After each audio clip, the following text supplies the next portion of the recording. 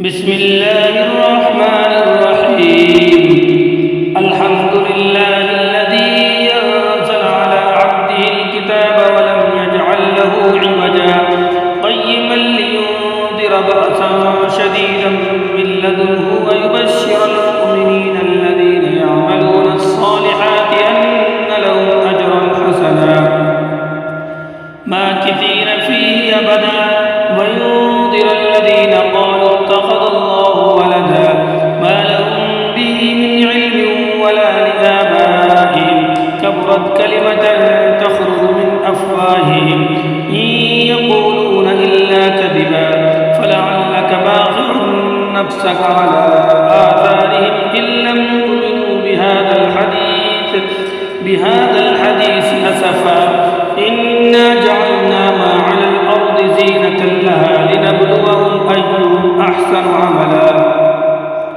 وإنا لجاعلون ما عليها صعيدا جرزا أم حسبت أن أصحاب الكهف والرقيم كانوا من آياتنا عجبا إذ أوى الفتية إلى الكهف فقالوا ربنا آتنا من لدنك رحمة وهيئ لنا من أمرنا رشدا فضربنا على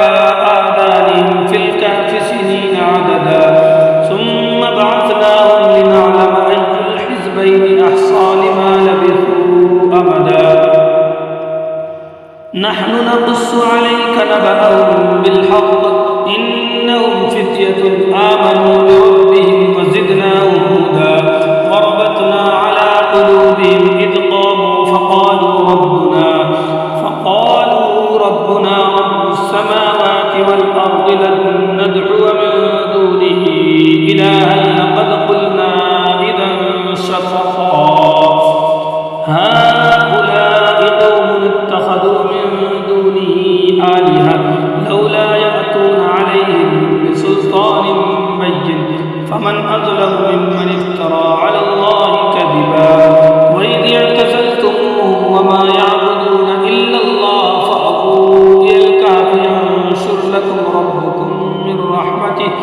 من رحمته ويهيئ لكم من أمركم مرفقا وترى الشمس إذا طلعت تزاور عن كهفهم ذات اليمين وإذا غربت تقرضهم ذات الشمال وهم في فجوة منه ذلك من آيات الله من يهد الله فهو المهتد ومن يضلل فلن تجد له وليا مرشدا وتحسبهم أيقاظا وهم رقود ونقلبهم ذات اليمين وذات الشمال وكلبهم باسط ذراعيه بالوصيد لو اطلعت عليهم لوليت منهم فرارا ولملئت منهم رعبا وكذلك بعثناهم ليتساءلوا بينهم قال قائل منهم كم لبثتم قالوا لبثنا يوما أو بعض يوم قالوا ربكم أعلم بما لبثتم فابعثوا أحدكم بورقكم هذه إلى المدينة فلينظر أيها أزكى طعاما فليأتكم برزق منه وليتلطف ولا يشعرن بكم أحدا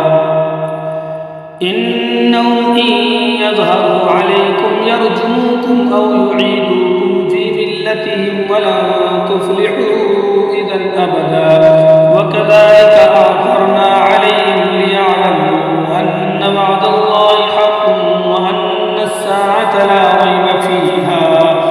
إذ يتنازعون بينهم أمرهم فقالوا ابنوا عليهم بنيانا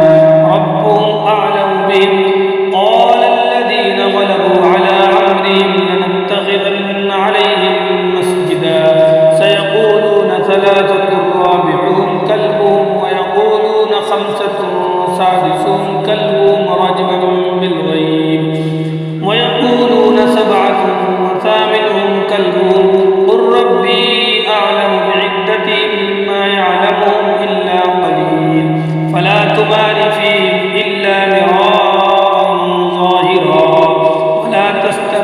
فيهم منهم أحدا ولا تقولن لشيء إني فاعل ذلك غدا إلا أن يشاء الله واذكر ربك إذا نسيت وقل عسى أن يهديني ربي لأقرب هذا رشدا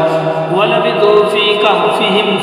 300 سنين وازدادوا 9 قل الله أعلم بما لبثوا له غيب السماوات والأرض أبصر به وأسمع ما لهم من دونه من ولي ولا يشرك في حكمه أحدا واتل ما أوحي إليك من كتاب ربك لا مبدل لكلماته ولن تجد من دونه ملتحدا واصبر نفسك مع الذين يدعون ربهم بالغداة والعشي يريدون وجهه ولا تعد عيناك عنهم تريد زينة الحياة الدنيا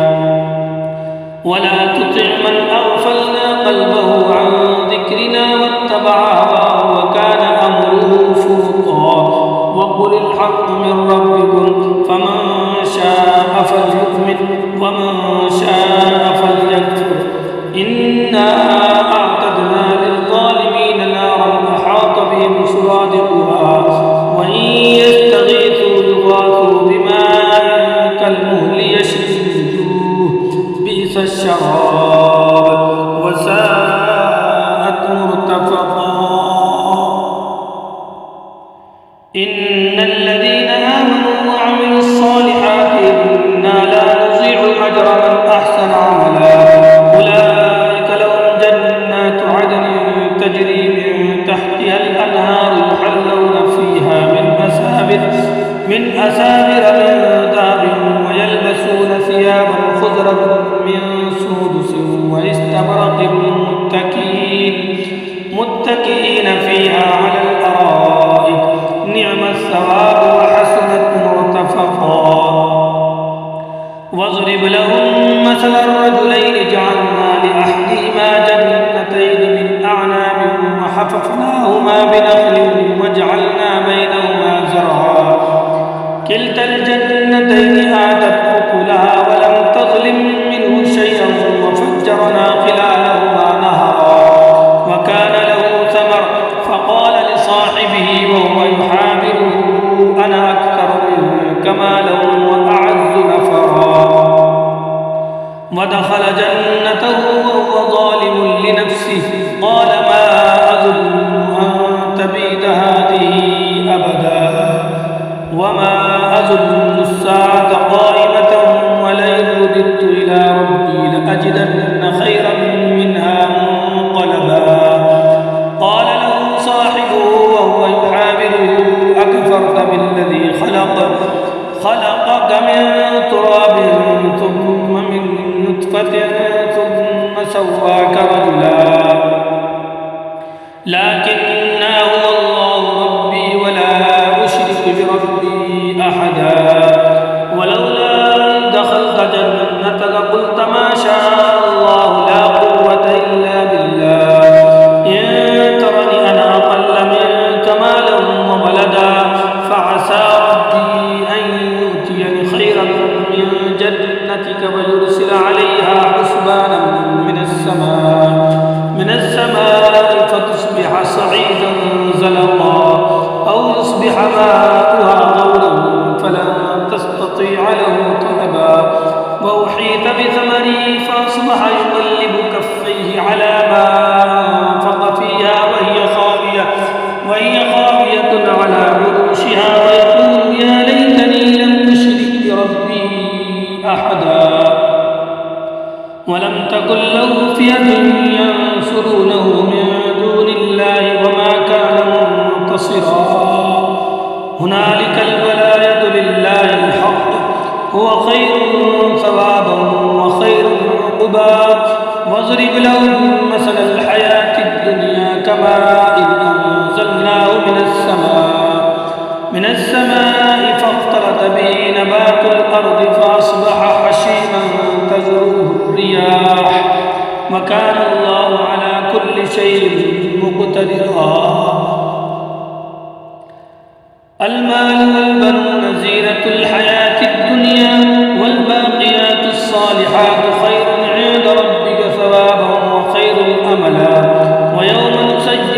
الجبال وترى الأرض بارزة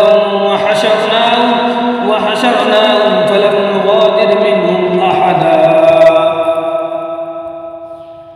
وعرضوا على ربك صفا لقد جئتمونا كما خلقناكم أول مرة بل زعمتم أن لن نجعل لكم موعدا ووضع الكتاب فترى المجرمين مشفقين مما فيه ويقولون يا ويلتنا ما لهذا الكتاب لا يغادر صغيرة ولا كبيرة إلا أحصاها ووجدوا ما عملوا حاضرا ولا يظلم ربك أحدا وإذ قلنا للملائكة اسجدوا لآدم فسجدوا إلا إبليس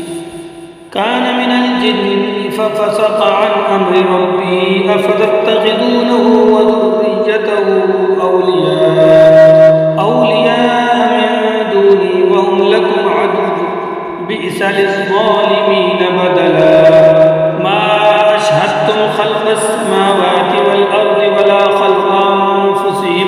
وما كنت متخذ المضلين عضدا ويوم يقول نادوا شركائي الذين زعمتم فدعوهم فلم يستجيبوا لهم وجعلنا بينهم موبقا ورأى المجرمون النار فظنوا أنهم مواقعوها ولم يجدوا عنها مصرفا ولقد صرفنا في هذا القرآن للناس من كل مثل وكان الإنسان أكثر شيء جدلا وما منع الناس أن يؤمنوا إذ جاءهم الهدى ويستغفروا ربهم إلا أن تأتيهم سنة الأولين أو يأتيهم العذاب قبلا وما نرسل المرسلين إلا مبشرين ومنذرين ويجادل الذين كفروا بالباطل ليدحضوا به الحق واتخذوا آياتي وما أنذروا هزوا ومن أظلم ممن ذكر بآيات ربه فأعرض عنها ونسي ما قدمت يداه إنا جعلنا على قلوبهم أكنة أن يفقهوه وفي آذانهم وقرا وإن تدعوهم إلى الهدى فلن يهتدوا إذا أبدا وربك الغفور الرحمة لو يؤاخذهم بما كسبوا لعجل لهم العذاب بل لهم موعد لن يجدوا من دونه موئلا وتلك القرى أهلكناهم لما ظلموا وجعلنا لمهلكهم موعدا وإذ قال موسى لفتاه لا أبرح حتى أبلغ مجمع البحرين أو أمضي حقبا فلما بلغا مجمع بينهما نسيا حوتهما فاتخذ سبيله في البحر سربا فلما جاوزا قال لفتاه آتنا غداءنا لقد لقينا من سفرنا هذا نصبا قال أرأيت إذ أوينا إلى الصخرة فإني نسيت الحوت وما أنسانيه إلا الشيطان أن أذكره واتخذ سبيله في البحر عجبا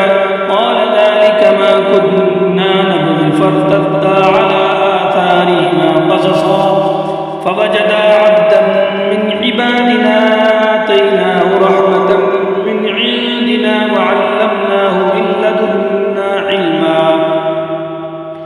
قال له موسى هل أتبعك على أن تعلمني مما علمت رشدا قال إنك لن تستطيع معي صبرا وكيف تصبر على ما لم تحط به خبرا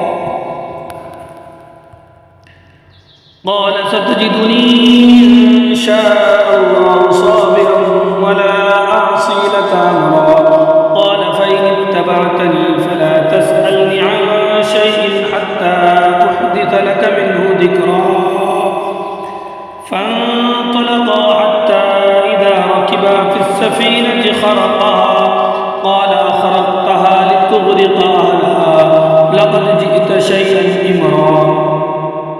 قال ألم أقل إنك لن تستطيع معي صبرا قال لا تؤاخذني بما نسيت ولا ترهقني من أمري عسرا فانطلقا حتى إذا لقيا غلاما فقتله قال أقتلت نفسا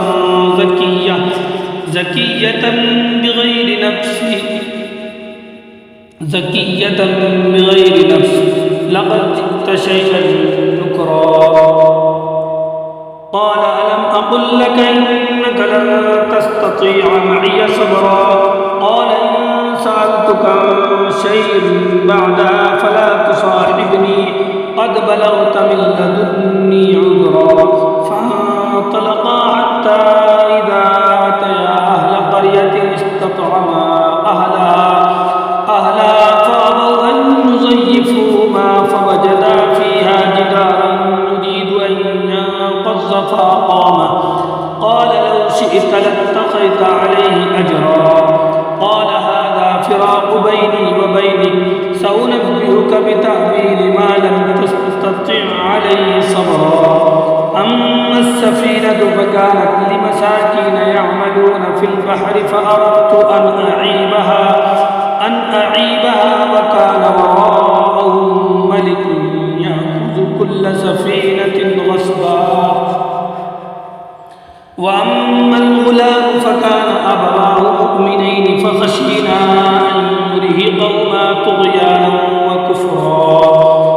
فأردنا أن يبدلهما ربهما خيرا منه زكاة وأقرب رحما وأما الجدار فكان لغلامين يتيمين في المدينة وكان تحته كنز لهما وكان أبوهما صالحا فأراد ربك أن يبلغا أشدهما ويستخرجا كنزهما رحمة من ربك وما فعلته عن أمري ذلك تأويل ما لم تستطع عليه صبرا ويسألونك عن ذي القرنين قل سأتلو عليكم منه ذكرا إنا مكنا له في الأرض وآتيناه من كل شيء سببا فأتبع سببا حتى إذا بلغ مغرب الشمس وجدها تغرب في عين حمئة ووجد عندها قوما قلنا يا ذا القرنين إما تعذب وإما تتخذ فيهم حسنا قال أما من ظلم فسوف نعذبه ثم يرد إلى ربه فيعذبه عذابا نكرا وأما من آمن وعمل صالحا فله جزاء الحسنى وسنقول له من أمرنا يسرا ثم أتبع سببا حتى إذا بلغ مطلع الشمس وجدها تطلع على قوم لم نجعل لهم من دونها سترا كذلك وقد أحطنا بما لديه خبرا ثم أتبع سببا حتى إذا بلغ بين السدين وجد من دونهما قوما لا يكادون يفقهون قولا قالوا يا ذا القرنين إن يأجوج ومأجوج مفسدون في الأرض فهل نجعل لك خرجا على أن تجعل بيننا وبينهم سدا قال ما مكنني فيه ربي خير فأعينوني بقوة أجعل بينكم وبينهم ردما آتوني زبر الحديد حتى إذا ساوى بين الصدفين قال انفخوا حتى إذا جعله نارا قال آتوني أفرغ عليه قطرا فما استطاعوا أن يظهروه وما استطاعوا له نقبا قال هذا رحمة من ربي فإذا جاء وعد ربي جعله دكا وكان وعد ربي حقا وتركنا بعضهم يومئذ يموج في بعض ونفخ في الصور فجمعناهم جمعا وعرضنا جهنم يومئذ للكافرين عرضا الذين كانت أعينهم في غطاء عن ذكري وكانوا لا يستطيعون سمعا أفحسب الذين كفروا أن يتخذوا عبادي من دوني أولياء إنا أعتدنا جهنم للكافرين نزلا قل هل ننبئكم بالأخسرين أعمالا الذين ضل سعيهم في الحياة الدنيا وهم يحسبون أنهم يحسنون صنعا أولئك الذين كفروا بآيات ربهم ولقائه فحبطت أعمالهم فلا نقيم لهم يوم القيامة وزنا ذلك جزاؤهم جهنم بما كفروا واتخذوا آياتي ورسلي هزوا إن الذين آمنوا وعملوا الصالحات كانت لهم جنات الفردوس نزلا خالدين فيها لا يبغون عنها حولا قل لو كان البحر مدادا لكلمات ربي لنفد البحر قبل أن تنفد كلمات ربي ولو جئنا بمثله مددا قل إنما أنا بشر مثلكم يوحى إلي أنما إلهكم إله واحد فمن كان يرجو لقاء ربه فليعمل عملا صالحا ولا يشرك بعبادة ربه